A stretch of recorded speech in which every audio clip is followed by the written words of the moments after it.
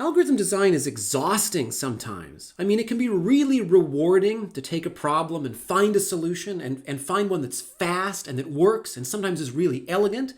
But there are lots of problems where, you learn about the problem and then you try and solve it, and before you know it, a few hours have passed and you're sort of staring at the ceiling and spinning around in your chair, and you still can't figure out a way of solving the problem quickly or elegantly. And I guess it's important to remember that a lot of problems don't really have fast or elegant solutions. Or maybe they have them, but nobody's come up with one yet, and that means it's probably likely that you're not going to think of one after only a few hours of trying either.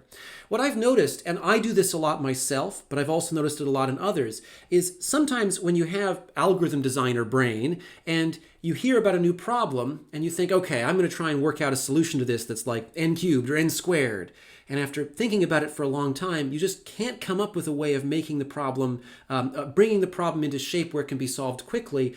You sort of get writer's block, and you forget that there is always this option for pretty much every problem you're likely to see, not all of them, but pretty much all of them, of just trying everything, of just generating a really slow algorithm that does give you an answer, even if it's not very satisfying and it takes a really long time to run. And it's times like those that it's useful to remember this advice. When in doubt, use brute force. And that's from Ken Thompson, who is the inventor of Unix and one of the inventors of the C programming language. I want to explore this a bit because I actually think that after teaching algorithms long enough to see that algorithms courses are pretty good at getting people thinking about, big O notation, or what does it mean for something to be n log n, or how do we analyze recursive algorithms, or what are clever ways of organizing our data. It's strange that after taking algorithms courses, a lot of people also get that writer's block. Because they know what it means for an algorithm to be fast, their brains sort of become resistant to ever going down a road that leads to an algorithm that seems to be sort of too slow, too obvious. And I guess we have to talk about those. They deserve their day in the limelight too. Let's talk about what it means to use brute force. And I want to do that through illustrating a few different problems, and I'm going to start with a couple of warm-up problems that aren't so difficult. We'll start with this one. So I've got my scale out again. That was lots of fun working with the old antique scale. So I've got this weight on the left-hand side, and it has the weight is guaranteed to be an integer between 1 and n. And over here on the right-hand side, I've given you a set of labeled weights to use for balancing. And so the idea, of course, as we know, is that the reason we say labeled weight is because that means if you can balance the scale with, let's say, the weight 17, because it says 17 on there, it's pretty obvious that that means this thing has weight 17. There's no mystery how much these things over here weigh. Only one weight can be placed on the scale. Okay, actually, wait a minute. This does sound a little bit too familiar, doesn't it? We already solved this. So back in lecture 4, we brought the scale out and used it as a clever way of abstracting out binary search. And we proved that there was a way of solving that in log n time. And that was great because that was the first time we'd really officially seen log n in this course. And I think, well, if the scale is a great way to inaugurate new running times, I actually want to eventually use this scale as the first occasion that we're going to see this running time. We already sort of know to fear this. We already know that 2 to the n is a big number. And the problem is there are some problems that just aren't easy to solve. And if the best we can do is 2 to the n, well, that's still the best we can do, and so we should do it. So let's talk about some relatives of this original scale problem. How about this? In this case, the unknown weight has an integer weight, it's w, between 1 and this number. So this is related to powers of 2 in some way. Additionally, I have only given you, on the right-hand side, the weights you're allowed to work with are all powers of 2. Every power of 2 up to 2 to the n. And I'll show in a minute just to show the whole problem on one screen. What you're allowed to do, though, in exchange for not giving you very many weights to work with, you're allowed to put more than one weight on the scale at a time. Now, to be very clear, I've given you one of each weight. So there's only one weight that says 2 to the 1. You're not allowed to use it twice, notwithstanding that in this diagram it actually appears in 2 places. It can never be put on the scale more than once. Only one weight of a particular denomination can appear on the scale at a time. But you are allowed to use as many of them as you want. So in this variant, the unknown weight is in this range here, so 1 up to 2 to the n plus 1 all minus 1, where the value of n has been provided to you, and the weights you're allowed to use for balancing are all powers of 2 up to and including 2 to the n, not 2 to the n plus 1, 2 to the n. A couple of things, I guess, to chip away a little bit at this problem. One thing I will observe is that we do still sort of have to justify that every possible value of w can be represented by some combination of powers of 2. I'll get to that in a minute. But just on the surface, I want to make it clear that this range, I mean, it looks a bit too specific, I guess, so it's clear I have something up my sleeve. But in fact, even this value here can be represented by these powers of 2. Specifically, if I take all of them and I add them all together, so that would be this, and maybe this looks a little bit familiar. It turns out that actually is equal to 2 to the n plus 1 all minus 1. So that's why this is the upper end point of the range. That is the largest number I can represent with only these powers of 2 if I'm only allowed to use each power of 2 once. So the first question we have to really answer in general is there actually a solution? Because if I want to generate an algorithm that always reports an answer, I'm going to have to verify that there is always an answer. We'll see later that there could be problems where there isn't always an answer, where sometimes the answer is, no, I can't do it, sorry. The sorry part is, I guess, just the Canadian part of me, not the algorithm designer. Algorithm designers do not need to say sorry when they can't solve a problem. So in this case, it turns out there actually is a solution, but we have to justify that. It's not obvious. The justification actually can be rather short, but for some reason, I'm going to insist on giving a long one. I believe it's a good reason, but you can write it off as just me being weird in the meantime. So does a solution always exist? Well, the answer is yes. And the sort of obvious way to justify that is, let's think about any number and write it in binary. So let's look at the number 5 in base 10. So in base 2, that's 101. And if we think about what it means to be in base 2, really what we're saying is we can represent it as 2 to the 2 plus nothing plus 2 to the 0. Like, I shouldn't write it that way. It is representable as 2 to the 2 plus 2 to the 0. Because each of these digits, there's digit 0, there's digit 1, there's digit 2. If a digit is set to 1, then that corresponding power of 2, so for digit 0, that would be 2 to the 0. For digit 2, it would be 2 to the 2, gets added to my sum.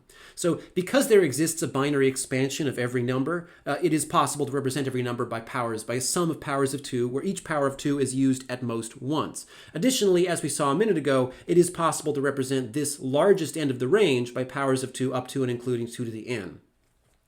Now, what I just said was just words, not a proof. I could write that into a proof that would only be about a paragraph long, and it would be a valid proof because it's reasonable to assume that your audience knows what binary is, even if they don't like thinking about it. However, for some reason, I insist on writing a full induction proof of this from scratch.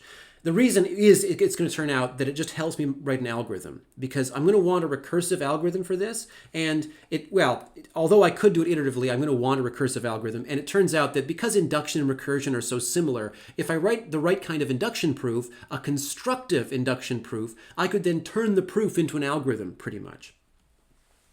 So my claim is, for any n greater than or equal to 0, and if I choose any value w in this range, it can be represented as a sum of distinct powers of 2 between 2 to the 0 and 2 to the n. And now we have to be a little bit careful here, because notice how my claim does involve two variables. Not just the variable n, which I'm going to use for my induction variable, but this variable w.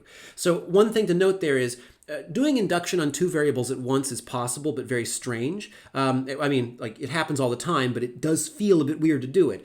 So I'm going to only do induction on n, but that means I have to be very careful that somewhere in my induction step, I am showing that the claim holds for every choice of w that applies. So just be aware of that. That's something you have to be very conscious of when you have these multiple variable situations. So when n is equal to 0, well, okay, the only powers of 2 I'm allowed to use, if I'm allowed to use everything from 2 to the 0 up to and including 2 to the n, when n equals 0, all I'm allowed to use is 2 to the 0. And if I look at my range, well, the range is 2 to the n plus 1 all minus 1. So 2 to the 1 minus 1, which is just 1. So the only w I'm allowed to use is 1. And 1 is equal to 2 to the 0, so we're good. The claim holds. Okay, induction hypothesis. Suppose that for some n greater than or equal to 0, any value in this range can be represented as a sum of powers between 2 to the 0 and 2 to the n. That's just a restatement of our claim. Okay, here's the induction step. Consider n plus 1. Now let w be in the appropriate range for n plus 1. So that would be 2 to the n plus 1 all minus 1, or 2 to the n plus 2 all minus 1. I'm going to break this into three cases based on, so remember that w can be between 1 and 2 to the n plus 2 all minus 1. About halfway along, we've got 2 to the n plus 1.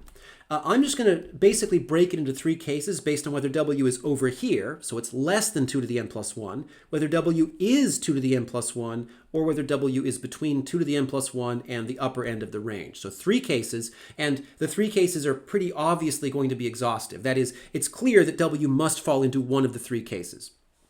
Okay, so case 1. Suppose that w is less than 2 to the n plus 1. Now, if that's the case, if it's strictly less than 2 to the n plus 1, then that means w is less than or equal to 2 to the n plus 1 minus 1. And let's just go back and look at our hypothesis for a second.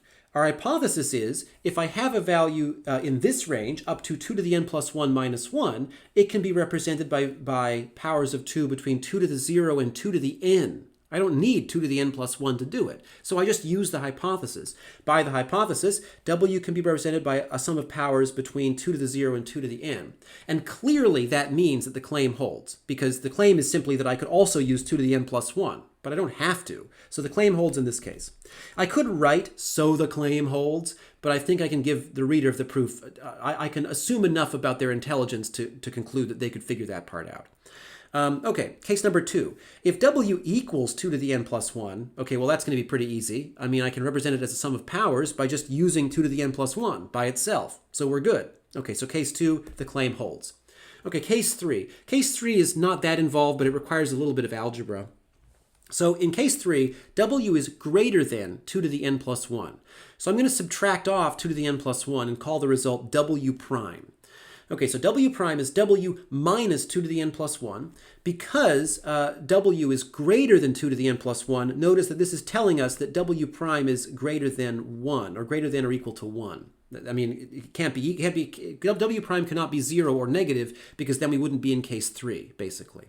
Okay, so since the original w was less than this, which is the upper end of the range, w prime is less than the upper end of the range minus 2 to the n plus 1. And if we do that arithmetic, we'll discover that that actually equals 2 to the n plus 1 minus 1, which means that w prime is in the range 1 through 2 to the n plus 1 all minus 1. And that allows us to apply our hypothesis. Our hypothesis tells us that we can represent w prime with a sum of powers between 2 to the 0 and 2 to the n. And then, to actually represent w with that, I can just throw in 2 to the n plus 1 and whatever expansion was used for w prime. That means I can represent w as a sum of powers between 2 to the 0 and 2 to the n plus 1, because I have a collection of powers between 2 to the 0 and 2 to the n here, and then clearly this never needed 2 to the n plus 1, so I'm welcome to add it in without creating any duplication. And that's case 3. That means the claim holds. And because the three cases clearly cover all possible values of w, because we have w less than something, w equal to that thing, and w greater than that thing, that means the claim holds for n plus 1. And then we're good. So by induction, the claim holds for all n greater than or equal to 0. Now, the reason I like that is I believe that is sort of constructive. That is, I can sort of see where I would turn, everywhere I said by the hypothesis, that sort of feels like a recursive call. Take w prime and decompose that into powers of 2, recursively, in a sense. And this is nice because later I can just turn this proof by converting the English words into pseudocode into an algorithm. Now, as far as formalizing the algorithm, I'll do the same thing I did back in lecture 4, which is I'll make up a function to abstract away the function of the scale. So I'll just say, let's have the function way of k evaluate to one of 3 values, light, balanced, or heavy, which tells us whether or not k is either less than, equal to, or greater than my mystery weight w. Then I can formalize the problem similar to lecture 4, where you give me an integer n and you provide the function way. That is, I mean, you have to package it up so it gives me the right answer for each of the 3 cases. But the key thing is there's only one value w. Like, it's up to you to ensure that the function way meets my criteria of actually being well defined. And then I have to return to you a subset of powers of 2, so some collection of powers of 2, but it's a set, so there can't be duplication, such that if I add up everything in my set, the scale gets balanced with the resulting weight. So the task is, design an algorithm to solve this problem. So one idea would be to take that induction proof, as I've sort of foreshadowed, and reverse engineer it to create a recursive algorithm to solve the problem. And of course, that is what I'm going to do. So basically what I do is I just take those three cases and I break them down recursively and use them in my pseudocode. So I start by trying the heaviest possible weight available. You gave me the value of n, so I know what the largest weight I can use is. I start by putting that on the scale. If I'm lucky, then that actually is the value that I want. And of course, in the worst case, I'm not lucky, but suppose I am, well, then we're good. We just return 2 to the n as our answer. If it's too heavy, well, clearly that means 2 to the n can't be used. So this would sort of correspond to case 1, the case where the weight that I'm looking at is less than halfway through my range. So what I do there is I just take 2 to the n off the scale and then recursively attempt to balance the scale using all of the remaining weights, 2 to the 0 up to 2 to the n minus 1. And then if 2 to the n is too light, really what we've discovered so far is that sort of means that our mystery weight has to be, that 2 to the n actually has to be one of the weights that comprise my subset, along with a bunch of other ones. So I have to use 2 to the n with some extra weights to balance the scale. Because obviously if 2 to the n is too light, then I should leave it on there and just and keep adding stuff to the scale until I get a scale that's balanced. So what I'll do is leave it on the scale and then balance the scale using the remaining weights, with it still on there. And that gives me this pseudocode, or at least this sort of conceptual sketch of pseudocode. Because it's not quite pseudocode yet because I haven't used my wave function. I haven't formalized the problem. So give me a value n, and then I say, well, if n is equal to 0, well, then w has to equal 1. It's 2 to the 0. So I just put that on the scale, and we're good. In this example, for the definition of this problem, the value of w is not allowed to equal 0, so it has to be between 1 and 2 to the n plus 1 minus 1. So in this case, it must be 2 to the 0. If I'm not in the base case, then I put weight 2 to the n on the scale. And if I'm lucky and the scale gets balanced, then I'm good. Otherwise, if the scale is too light, well, what that's telling me is I need to add more weights to it. I leave 2 to the n on there and then add more stuff. So I just recursively balance the scale with the remaining weights. If the right side is too heavy with 2 to the n, okay, well, that's telling me that 2 to the n obviously shouldn't be on there. There's no way, I don't have any negative weights on my scale. So I just take 2 to the n off and then balance the scale recursively. And when the algorithm finishes, whatever weights are sitting on the scale, that's going to be the correct weight. Now, to implement this, we have to work around a couple of, there's some abstractions we have to use here, which is that, okay, the scale is the wave function, but how do I represent the collection of weights currently on the scale? It turns out that like a stack, or in general some kind of sequence, is quite helpful for that. And also, when I talk about whether the scale is balanced or not, so the wave function takes the total weight as an argument. So I have to keep track of calculating the total weight, and I probably want to do that in a way that doesn't waste too much time. So what I can observe is that at this level of recursion, when I'm working with n, I put a weight on the scale, and either I make a recursive call and leave it on the scale and never take it off, or I take it off immediately and then do a recursive call. In other words, the case where I take something off the scale, it's taken off right after putting it on the scale. And I think that sounds like last in, first out order. So maybe I'll use a stack to represent the set of weights that is currently on the scale. If I have a collection of weights that I'm keeping a collection of weights, I guess I could compute the total amount of weight on the scale by summing them up. But it feels like that's going to use up a lot of extra time. I'm going to keep recomputing it. So what I could also do is just keep a variable with a total weight stored in it and adjust that variable every time I modify what's on the scale. So I end up with this pseudocode here. And I should add, the two things, those assumptions I just made over the past 2 slides, that's one way of doing it. There are probably a few other ways of abstracting that would result in an algorithm that's pretty much the same. So don't worry too much about those details, although I hope this is an intuitive way of presenting it. So I use a stack S to represent the collection of weights currently on the scale. And I have this variable called total weight that represents the sum of everything currently in S. And the idea there is that way I avoid having to resum a bunch of stuff all the time. Okay, so each step, as before, my base case is simply that when I put the weight 2 to the 0 on the scale, I'm now pushing it onto my stack. Then I push the weight 2 to the n into my stack, and I update my total weight variable to accommodate that. And then I just check, is the scale balanced with respect to my total weight? If the answer is yes, well then I'm good. If it's too light, then what I'm saying is that I need to add more weights. So leave 2 to the n on my stack, and then pass that stack in and my new value of total weight to a recursive call where I use the remaining weights to balance the scale. And then otherwise, if it's too heavy, that's telling me that I need to take 2 to the n off of my stack. So I just pop the stack. I adjust my total weight variable to remove 2 to the n, and then I recursively balance the scale. And the initial recursive call would be give me an empty stack and set total weight to be 0. When the algorithm finishes, whatever's still in the sequence S when you're done, so we're assuming here that when I pass a sequence in and I modify it, the modification is applied to the original sequence. I'm not passing in a copy. Then that will sum up to the value of W, whatever's currently in the stack. The total weight variable isn't really part of the result. It's just a value used during the algorithm as a way of keeping track of things. So we'll interpret the total weight variable as not having any bearing on the result. If you want to know what's on the scale at the end, look only at the stack S.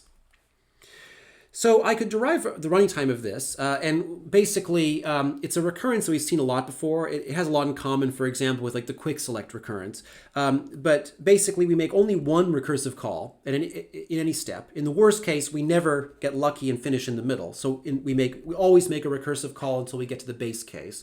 And that means we end up with a recurrence that looks like this. You can observe that because stacks have constant time push and pop operations, that everything besides the recursive call is constant. So it's this recurrence, and if we solve this recurrence, we actually end up with something that is big theta of n. So if you give me a value n, and that means the value of W is somewhere between 1 and 2 to the n plus 1 minus 1, then I can solve the problem in big theta of n time. If I care about the running time stated in terms of W, I could observe that W in the worst case, so to be clear, W is not always big theta of 2 to the n, but in the worst case it's big theta of 2 to the n, then I can write the running time of the algorithm as log base 2 of W. So I mean, I can do a change of variable, basically. All right, how about this variation on that algorithm? Suppose that the unknown weight is allowed to be like 2.7. It's allowed to actually have a non-integer value, or it's allowed to be bigger than the range that I provided. So I still give you a value n, and therefore you can only solve the problem in the case where W is an integer value whose weight is somewhere in this range, but there could be a situation where W isn't, and therefore in that case you have to report back that no solution exists. So you still have to find the solution if one does exist, but if the value of W is not in that range or not an integer, you have to report back that no solution exists.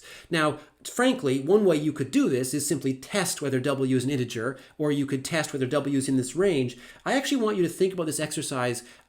Think about how you would do this if you didn't ever actually check directly, whether something in the algorithm would tell you at some given point whether whether there was a valid solution or not, without actually having to explicitly test the cases that I've listed here. So that's an exercise to think about as a way of understanding this problem more. But we're not done with the scale yet. Let's see what else we can do with our scale.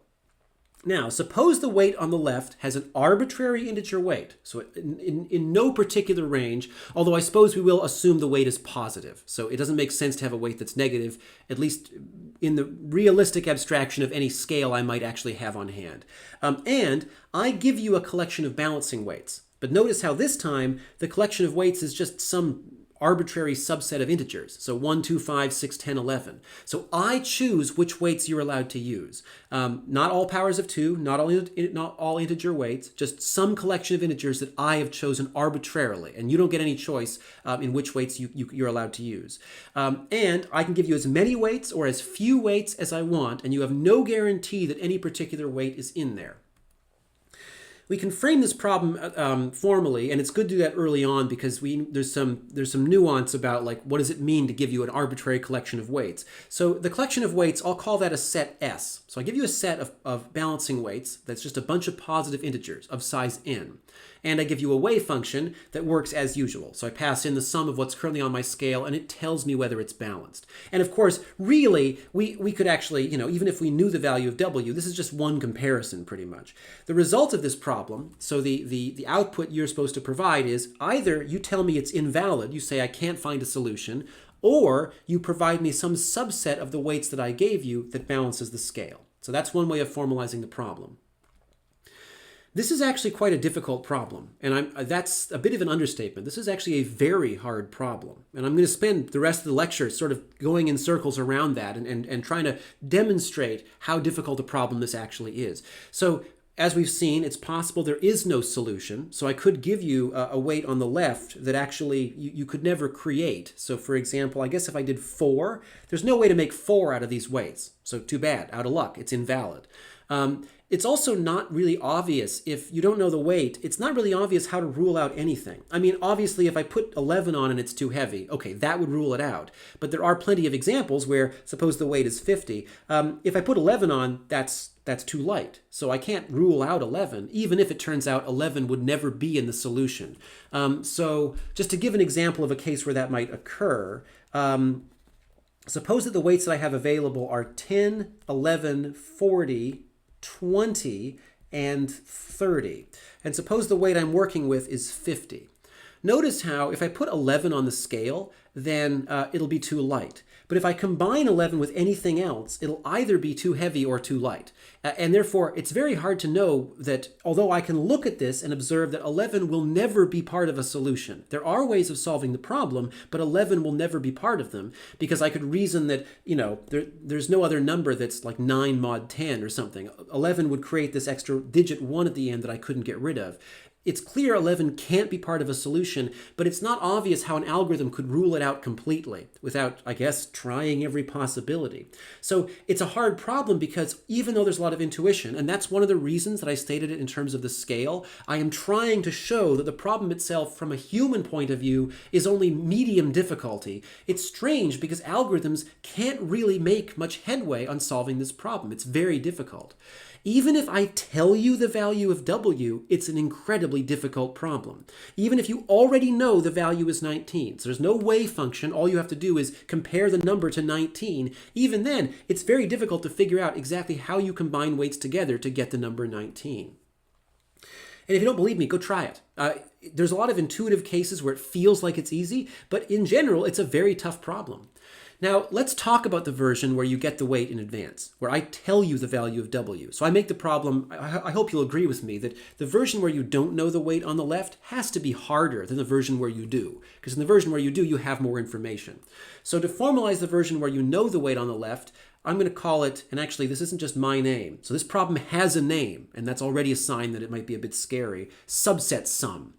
You can look it up, and you look it up on Wikipedia, and it'll tell you it's a bit of a scary problem. So SubsetSum is where I give you a set of integers, and I give you some value W. And your job is to give me back a subset that adds to W, or to tell me that no such subset exists. And remember, the answer is that no subset exists, not just that you couldn't think of one. So your algorithm is incorrect unless when you tell me invalid, there actually is no solution. It's not sufficient to say you couldn't think of a good solution. So that's the SubsetSum problem. And our task now is, let's design an algorithm for that. So we don't actually need the scale for this. This is an algorithm that we can state entirely in terms of sets and sums. Here's an idea. For lack of any better idea, just try everything. The answer is supposed to be a subset of S. And if we think about it, there are only so many of those. It's a large number, but there are only so many subsets. So I could just try all of them. Now, not every problem can be solved this way. As I said at the beginning, there are occasionally problems you encounter where the possible set of solutions is infinite, and then you can't just try all of them. But it's surprising how many problems really do boil down to searching for a solution among a finite, although very large, set of options. Very surprising. Like a lot of problems that you would take for granted as having an infinite number of solutions, it actually turns out there are only a finite number of possible ways to do something. One of them is sorting, which is really weird to think about. Consider sorting an array of n things. Isn't it true that there are an infinite number of arrays of n things? Well, in a sense, yes, because your array could have any type. It could contain duplicates, and there are lots of types, potentially an infinite number of types. So isn't it true that there are an infinite number of possible arrays of size n? Well, yes. But if you were to try and sort them, there are only n factorial ways to arrange them, regardless of how many different arrays exist. Whatever array you gave me, one of these arrangements will be the sorted one, if a sorted one exists. So it's weird how a lot of problems that feel infinite turn out to be finite, if you're willing to admit very, very large finite numbers as finite. And so the same is true here. The answer is a subset of S. And it's true that if n is a very large number, the number of subsets is massive. But it's still a finite number. We could just try all of them. Computers are very fast, after all. So to be clear, if I have n elements in S, the number of subsets is 2 to the n, and 2 to the n is a big number, a very big number when n gets large. And so trying all possibilities is likely, that is an option of last resort. But in the absence of any other resort, I suppose it's also our option of first resort. So we should just try that. And maybe if we do that, we develop some intuition or we get some inspiration to make a faster algorithm. But otherwise, if we just try random algorithms, like we try little tricks and techniques that might get us a solution, I don't know that we'll get anything that we can prove will always work. It's really easy to prove that my suggestion here will work. If I try every possible subset, obviously, I will find the right answer if one exists. If I try every possible answer, I will find the correct one eventually. And if I don't, it's because there is no correct answer. So what I can do, I guess, I say we can adapt the approach. It's a bit of a loose adaptation, but we can take what we had earlier, this idea of building it iteratively one element at a time, and then using recursion to build the remainder to just try every possible subset of S. And we end up with this pseudocode here. So here's my algorithm for SubsetSum. It takes my set S of possible weights. It takes the value W that I want to match. And then for bookkeeping, it keeps track of which step of recursion I'm on. We're going to call that K. And it keeps track of the current subset that I'm building and the sum of the elements in that subset. So as before, I won't bother recomputing the sum at each step. I will just keep a variable that stores the sum at all times. Now, what do I mean when I talk about K being the step of recursion? So in this example, I'm going to treat my set of weights S as if it were a sequence. So I mean, it's true it's a set, but I can store it however I want. So in this algorithm, I choose to store it as a sequence. Let's use an array. The reason is because that way I can pull out elements at a specific index very easily. And I guess the way that I want to think about this algorithm is, suppose that you gave me a set S, which was, I'm going to list these weights in order, but they don't have to be in order in general. Let's say S contains 2, 3, and 7. Okay, so basically here's what I'm going to do. At each step of my algorithm, I'm going to treat S like an array. So now it's the array 2, 3, 7.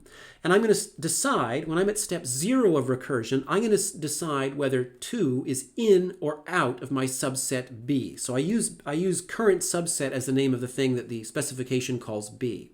So basically I say, okay, I start recursion here. And then when I'm at K equals 0, I try the case where 2 is in B. I also try the case where 2 is not in B. In other words, I guess this would be the case where B is just equal to 2.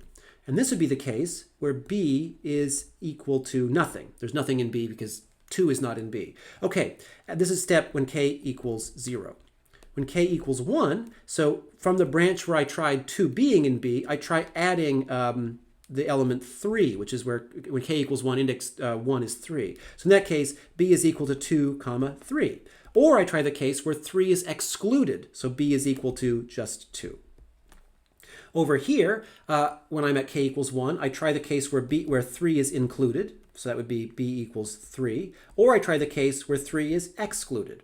And you can see, well, wait a minute, B is still empty. Why do I bother recursing? Because later I might add other things to B. So notice how if I keep doing this, the tree is going to fan out a lot at each step, but I'm using each step as a way of deciding the final status of one element. So at step 0, I decide whether K equals 0 is, or whether index K is in or out, and I recurse for both cases. I recurse on the case where index K is in, I recurse on the case where index K is out. When I get to K equals 1, and of course I get to the level K equals 1 from 4 different places, I consider the case where 3 is in and 3 is out, both from where I got to it from K equals 0 when 2 was in, and from the case where 2 was out. So you can see how over time I will consider every possible status, every combination of elements being in and out, although I will do a huge amount of work on the way there. So I use K as an index into S. And then, so what I do is I say, if I get to a case where my index equals N, which is the length of S, then I return. There's nothing left to decide. And the base case sort of breaks into 2 pieces, which is if on the way there I ever notice that I'm looking at a subset that adds up to what I want, then I just say, there's my solution, we're good. Notice how I don't say return. And that's just for the sake of convenience of my pseudocode. How I implement this might use a return statement here, who knows. But for the sake of differentiating a branch of recursion ending versus actually finding the answer, I just write on line 4, output this as a solution. So writing a program that prints this out would be a valid way of solving the subset sum problem. So exactly what we do with our solutions once we output them is up to the implementer. If I get all the way down to this if statement and k equals n, well, that clearly means I didn't find a subset that worked, or if I have, I've already output it, and then I just end the branch of recursion. Otherwise, I try the case where s sub k is out of the subset. That would just be recursing and then doing nothing and then recursing. And then I try the case where I add sk to my subset, and then I recurse, and of course I also add sk to my current sum, and then I recurse onto index k plus 1. And then when I'm done, I remove sk from the current subset, so when I return to my previous level of recursion, it's not still in there. I clean up after myself, so in my previous level of recursion, it can proceed from wherever it left off. So for each value, I consider two cases, the case where it's in and the case where it's out. If I use a sequence to represent current subset, like a stack or just a list or array, then adding and removing elements, if I do it at the end, which makes sense because, as I mentioned a minute ago, once I come back from recursion, I expected that whatever recursive call I made did clean up after itself. So if s of k is at the end of my subset sequence on line 12, it should still be at the end when I get to line 14. So I could just use a pop operation, which means lines 12 and 14 can be done in constant time. So my total running time comes out to this recurrence here. So constant time base case, linear time stuff happening in the recursive case, in the worst case, I guess. And then I've got 2 times t of n minus 1. And what we can observe there, so whether we need this linear time term or not turns out to be sort of irrelevant in the grand scheme of things. We actually discover that this recursive call here, if we perform repeated substitution on it or something, we can't use the master theorem because it's not a divide and conquer recurrence. It does turn out that this actually ends up being big theta of 2 to the n. That's rough. And that's the very first time we've actually seen an algorithm that's big theta of 2 to the n.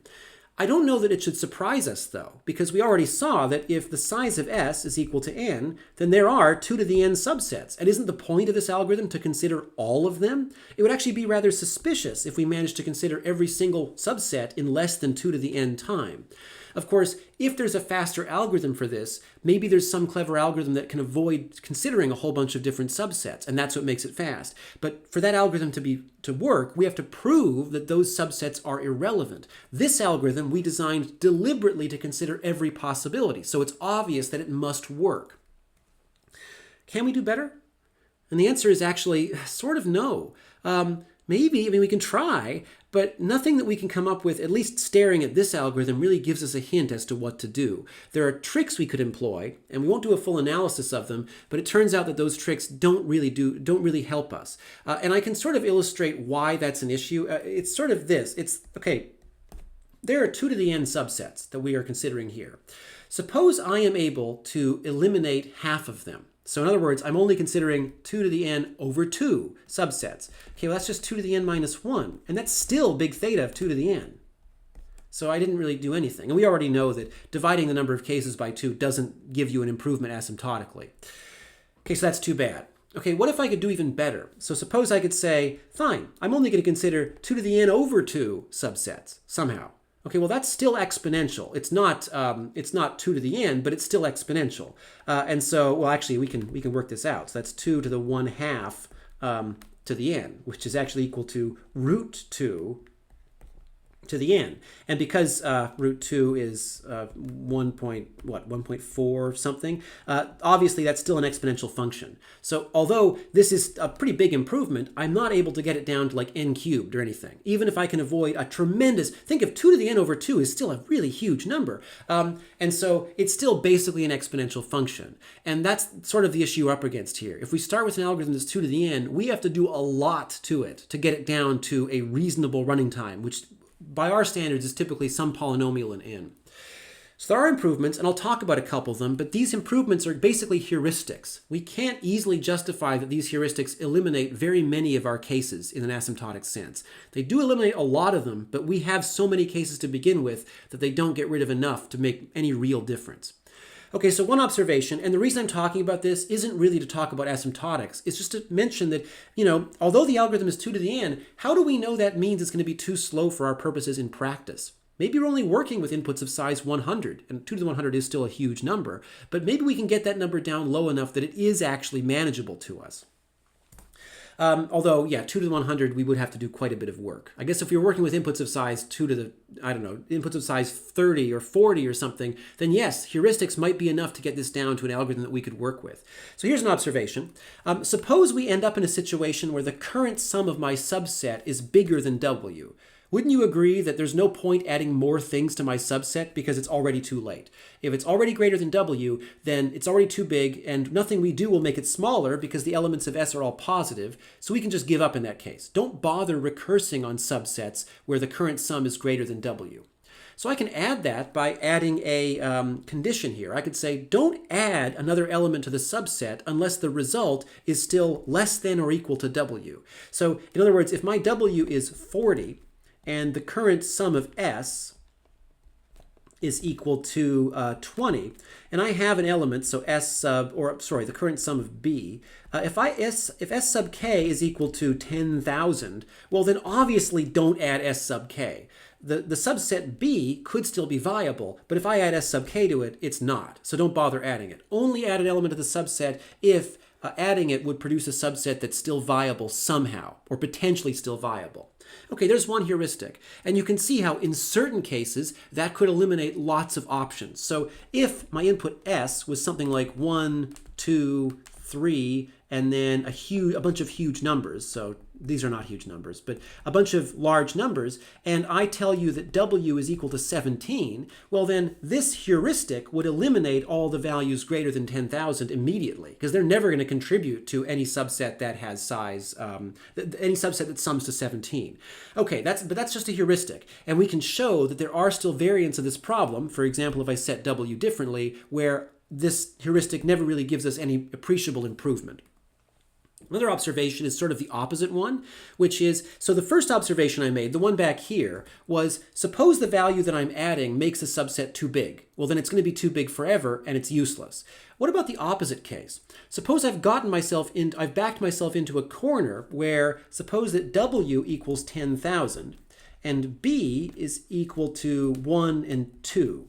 And the remaining values of S, so let's do S of k plus 1 plus S of k plus 2, all of the remaining values of S, if I add them together, are actually equal to, 20.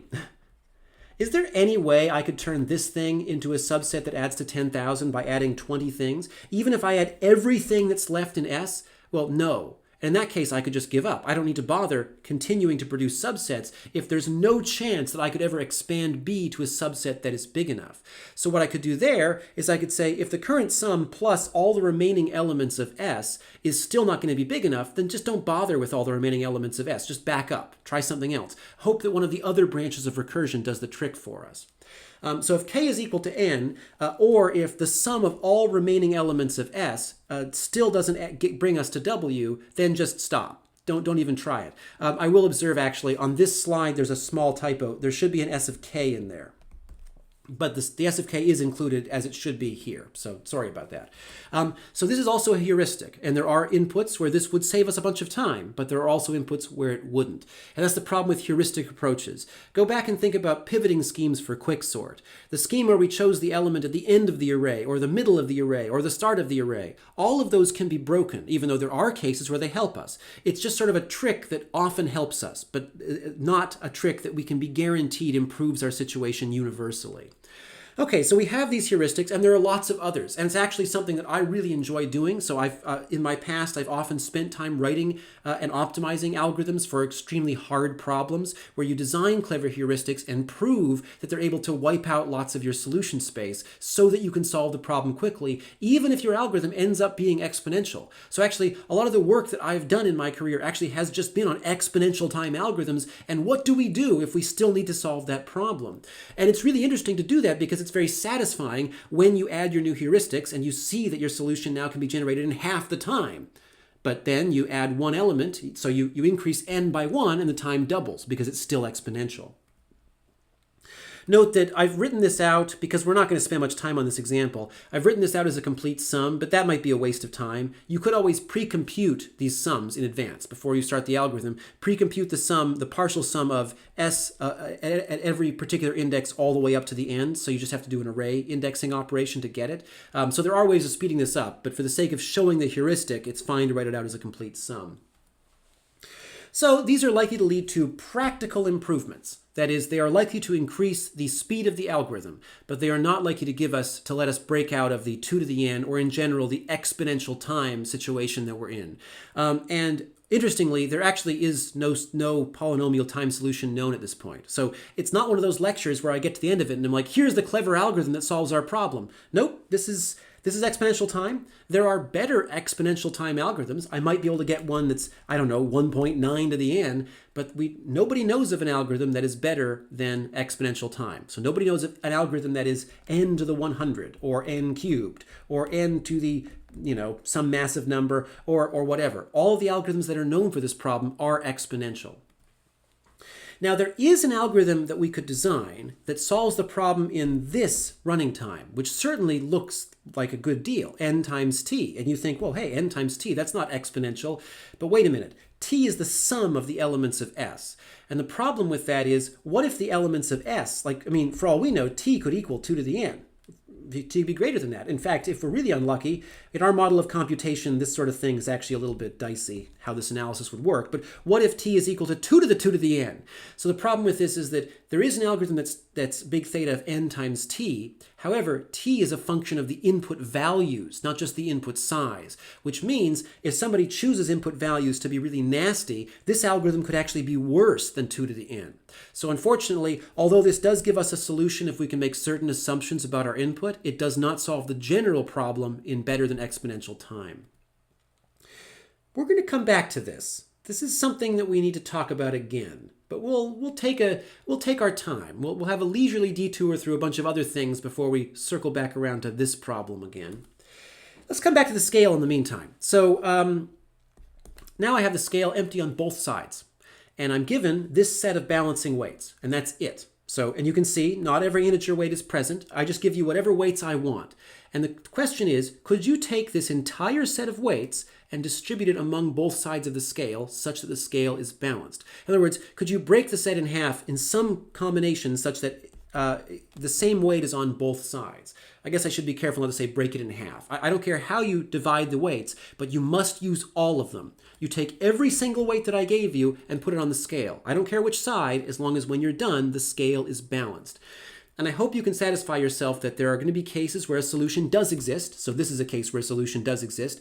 But there also could be cases where no solution exists. And in those cases, you have to report back that it's impossible. This is a problem that also already has a name, and it's called partition.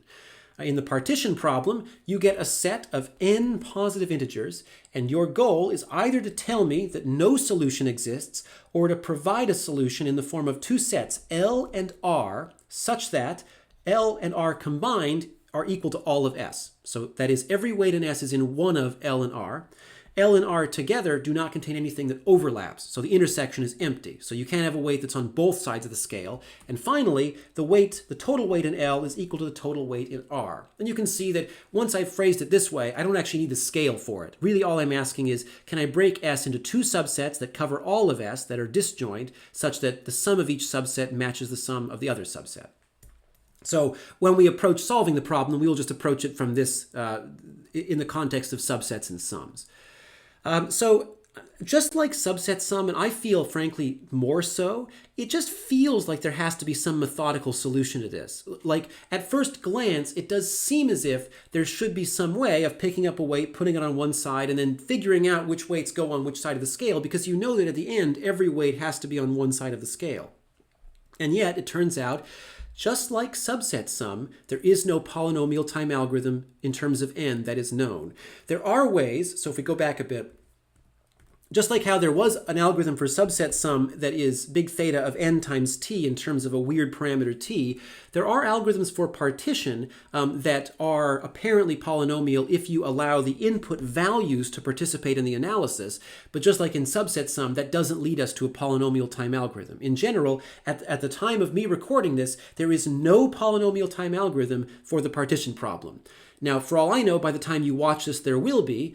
I sort of doubt it, and certainly if there is, you would have known about it before you saw this lecture because it would have been in the news. The discovery of an algorithm for the partition problem that's polynomial time, or actually also for the subset sum problem, would have been in the regular news. So the news for non-computer scientists would have covered that because it would have been an enormous deal. All computing as we know it would be different if such a thing were ever found to exist. Maybe it does, maybe it doesn't, but we don't know of any right now.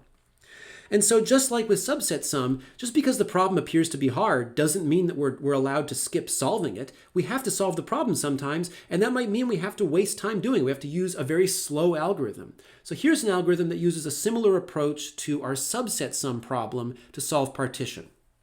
So I take as input my set of weights S, which I will also treat as a sequence. I use K to count steps of recursion. I then have two sets L and R, and I keep their sums around for safekeeping to make it easier to reason about it without having to do a bunch of recomputation. And then I say, just like before, if I get, so K is the index of the value I'm currently considering. If I get all the way to the end of my sequence S, then I'm done, and I just ask, do I have two subsets? Now that I've used every weight in S, do I have two subsets that have the same sum? If so, I've got a solution. If not, I guess I don't. And the goal here, like in the subset sum problem, is for each step of recursion, step K, to figure out what to do with value K in S.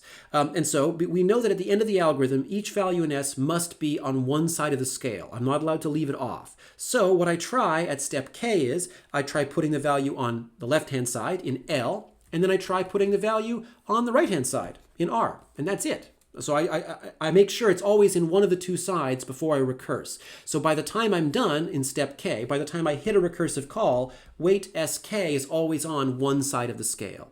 And you can see the two recursive calls are pretty much symmetric. I just add it to L and then call recursively where I add Sk to L sum and then remove it from L to clean up after myself for when I return from recursion.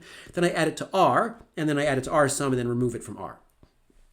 So I could, just like with subset sum, I could engineer some heuristics for this, where I attempt to avoid considering cases that I know will never be productive. And there are quite a few of them, and for a variety of reasons I won't talk about them right now, but some of them are quite intuitive.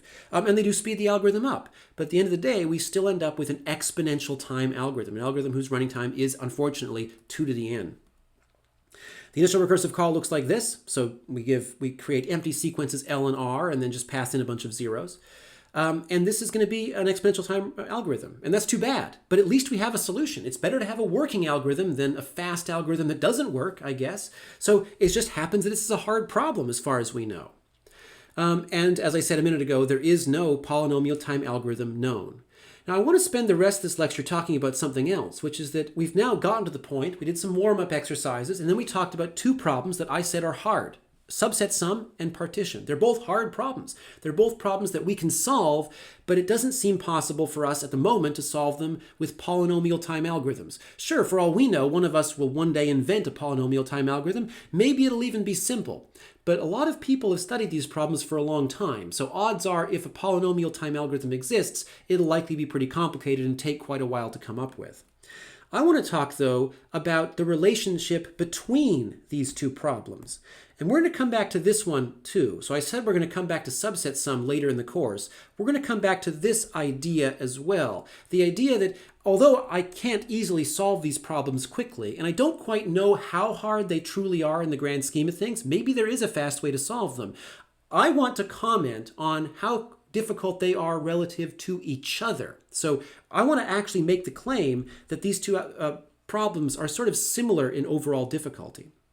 So the first part of that claim is, if you give me an instance of my partition problem, I can solve it using a subset sum algorithm. So if you give me an algorithm for subset sum, I can use that to solve any instance of partition you might come up with, and that I can do it pretty easily as well.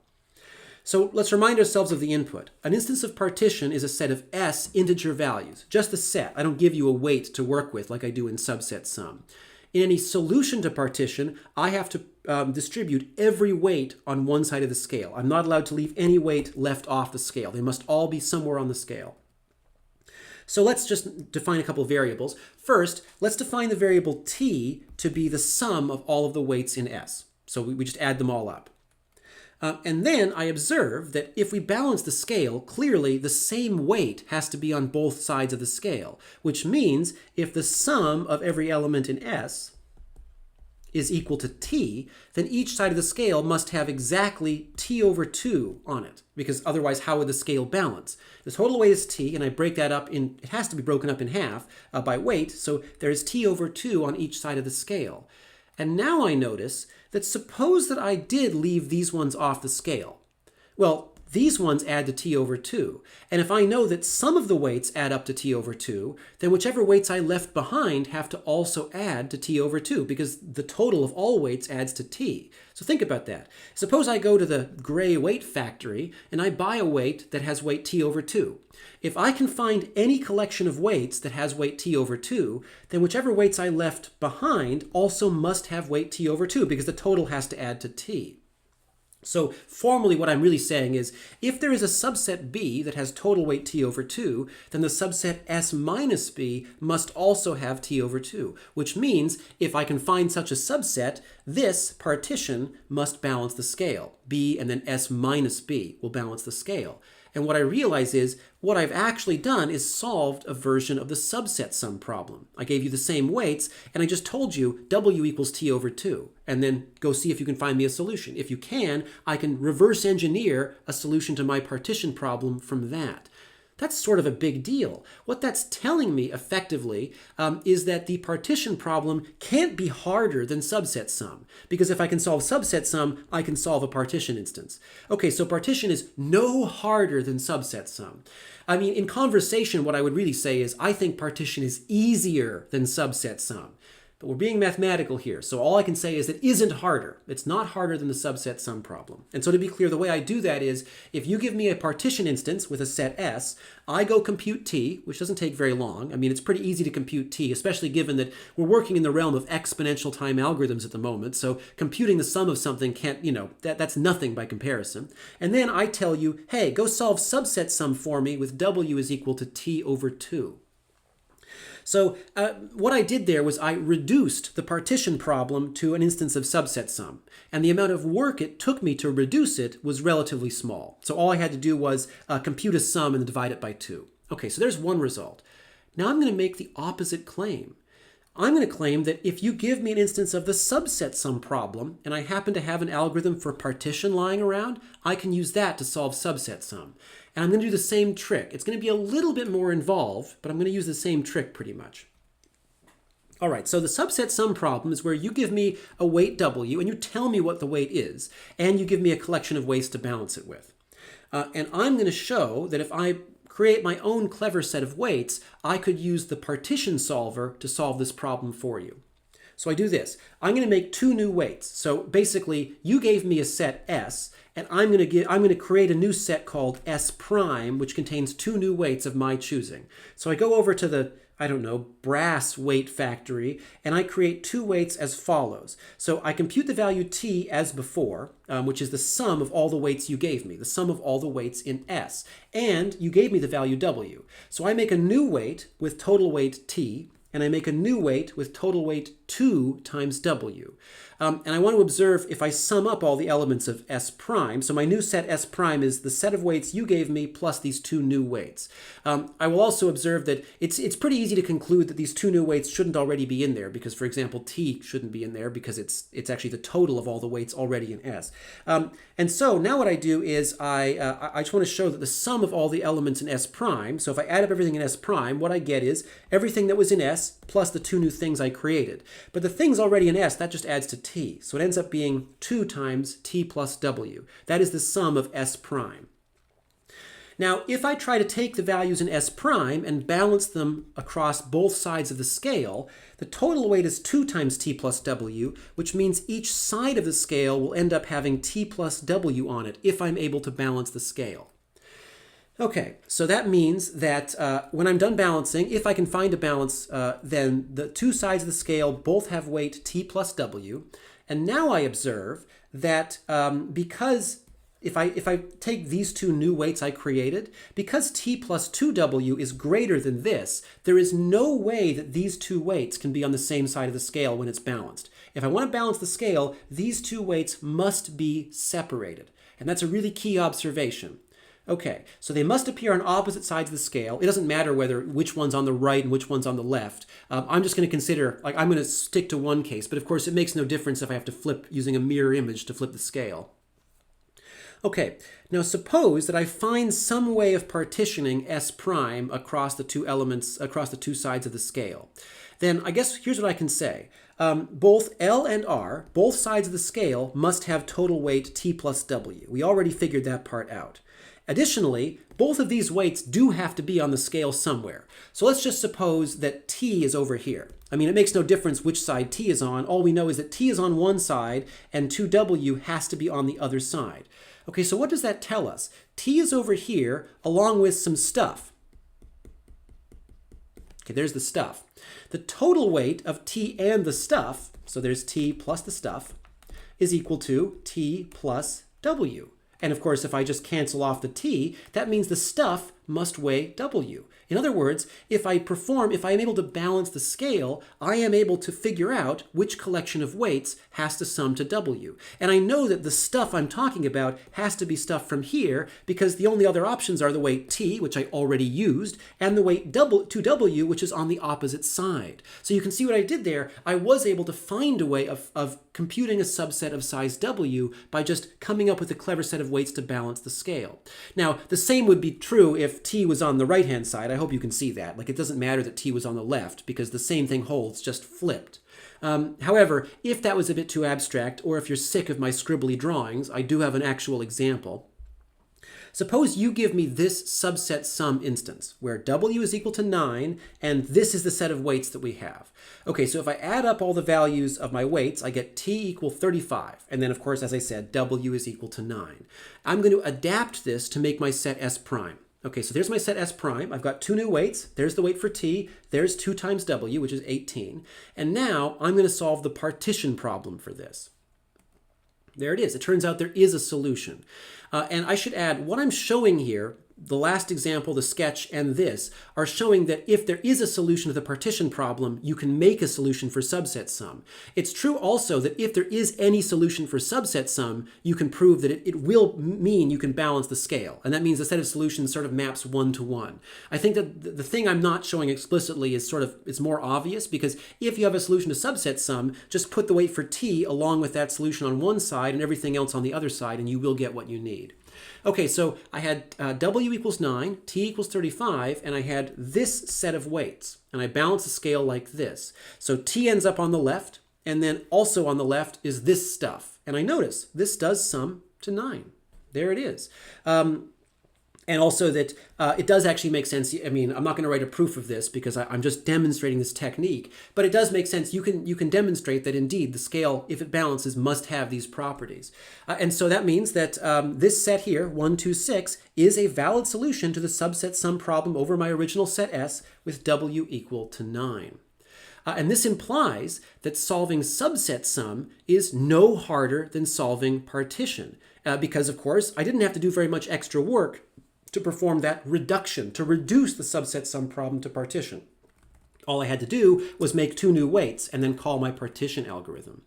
And so what we can conclude, basically, is that if I can find a fast algorithm for either of partition and subset sum, then I basically get a fast algorithm for the other one for free. I've basically concluded that up to a few extra operations, they are equally difficult as each other. And in a weird, broad sense, that sort of means they're the same problem. They're just 2 expressions of the same problem.